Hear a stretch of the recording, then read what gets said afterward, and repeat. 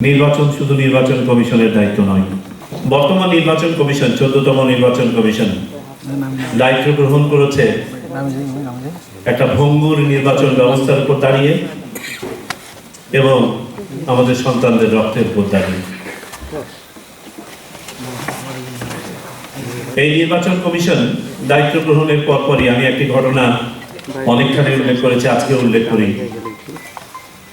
24শে November 2024 তারিখে আমরা শপথ গ্রহণ করি।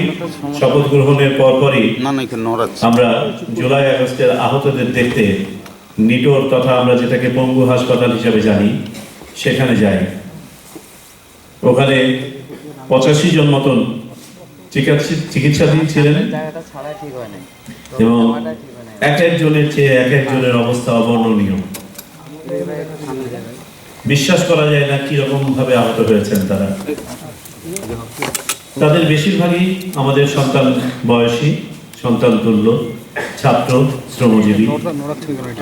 মাত্র 3 বা 4 জন তাদের ব্যক্তিগত সমস্যার কথা বললেন, চিকিৎসার সমস্যার কথা বললেন বা অপরাপর সমস্যার কথা বললেন। আর বেশিরভাগ আমাদেরকে বললেন, স্যার একটা ভালো নির্বাচন দিয়ে। এর মধ্যে একজনের কথা বিশেষভাবে না বললেই নয়। তার পা এরকম ভাবে ঝোলানো, সে জানে না কবে সে সুস্থ হয়ে উঠবে।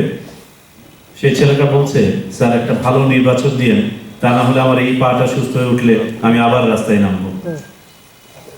কি আকুতি একটা ভালো নির্বাচনের জন্য। সে কি শুধু নির্বাচনের হয়তো বা ভালোভাবে সে ব্যাখ্যাও জানে না। সে শুধু চায় সে প্রাপ্তবয়স্ক বাংলাদেশের নাগরিক, একটি ভোট দিতে চায়। সে এখানে পদবি চায় নাই, সে জনপ্রতিনিধিও হতে চাচ্ছে না। সে শুধু চায় তার ভোটটা সে তার মতো করে দিতে পারবে, যাকে ইচ্ছা তাকে দিবে। এখন এমনই ফুরফুরে মনে থাকবে সবাই। বসুন্ধরা টয়লেট্রিজ, ফুরফুরে মন সারাক্ষণ।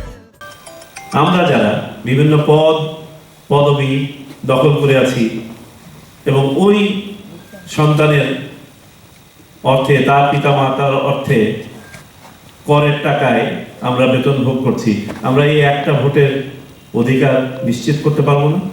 আমার মনে হয় এই প্রশ্নটা আমাদের সবাইকে করা উচিত। আমি এই ফোরামে বলছি এই জন্য, নির্বাচন শুধু নির্বাচন কমিশনের দায়িত্ব নয়। নির্বাচন কমিশন সামনে থেকে শুধু দিক নির্দেশনা দিতে পারে, পলিসি গাইডলাইন দিতে পারে, রূপরেখা দিতে পারে, পরিকল্পনা দিতে পারে। বাস্তবায়ন করবে মাঠ পর্যায়ের সবাই।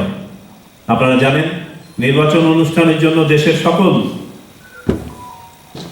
প্রতিষ্ঠান নির্বাচন কমিশনের চাহিদা মতো নির্বাচন কমিশনের অধীনে কাজ করে থাকে।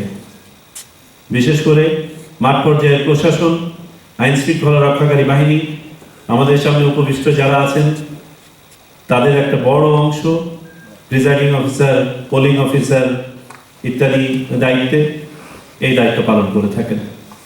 সবার একনিষ্ঠ এবং আন্তরিক ইচ্ছা এবং দায়িত্ববোধ ছাড়া নির্বাচন অনুষ্ঠান সুষ্ঠুভাবে সম্ভব নয়।